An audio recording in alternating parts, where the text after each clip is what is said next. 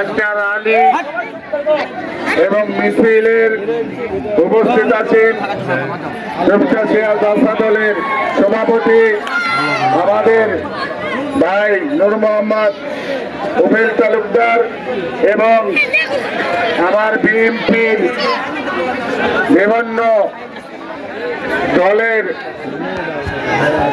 সভাপতি সেক্রেটারি সহ আমার এলাকার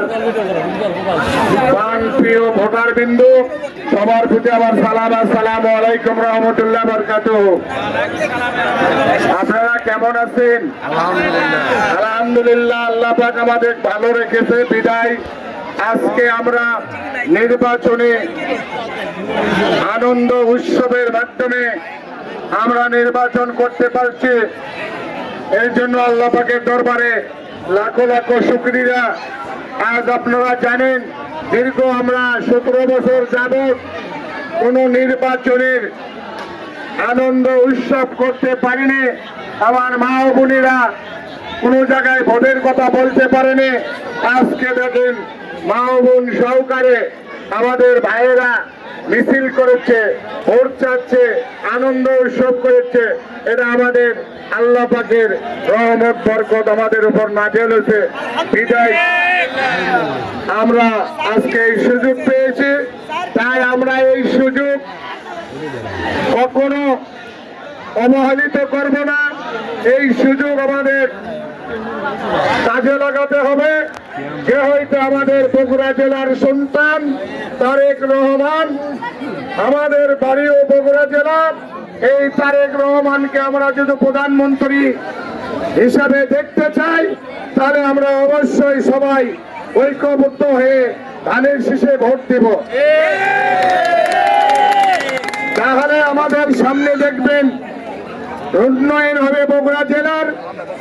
এবং আপনারা জানেন তারেক রহমান ঘোষণা দিয়েছে, এটা আমাদের আরো বিগত বিভিন্ন দল আছে, তারা হয়তো ইসলামী দল বলিচ্ছে, কিন্তু তারাও কিন্তু আমাদের তারেক রহমানের মতন এই কথা বলতে পারেনি।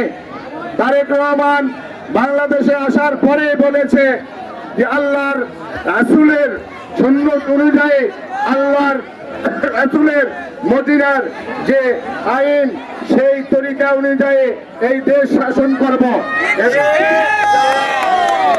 তারপরে আপনারা জানেন ওনার মা যখন প্রধানমন্ত্রী ছিল আমাদের ম্যাডাম খালেদা জিয়া, তখন কিন্তু আপনারা জানেন গরিব দুঃখী মানুষ মাটির টাকে যে 10,000 টাকা নুন ছিল ওনার মা মাফ করে দিয়েছে। সেই কথা কিন্তু বর্তমানে তারেক রহমানও বলেছে যে 10,000 টাকা যাদের নুন আছে মাটির টাকের কৃষি নুন, এরাও মাফ করে দেওয়া হবে। এটা কিন্তু একটা বিশাল সতর্কতার ব্যাপার, বিশাল মনের ব্যাপার।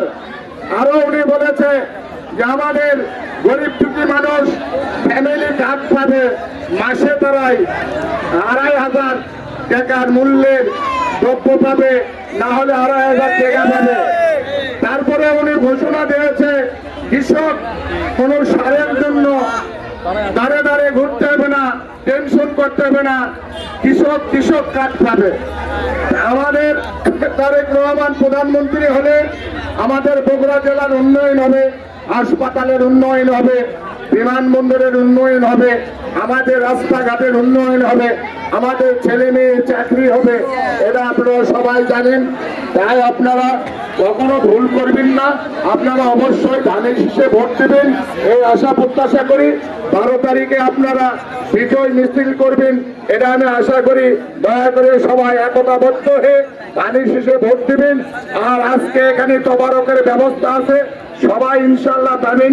কেউ টুটা দেওয়ার চেষ্টা করবেন না, সবাই ধৈর্য সহকারে একটা করে প্যাকেট নিয়ে ধীরে সুস্থে আপনারা বাইক যাবেন এই আশা প্রত্যাশা করে সকলের সুস্বাস্থ্য কামনা করে আমার বক্তব্য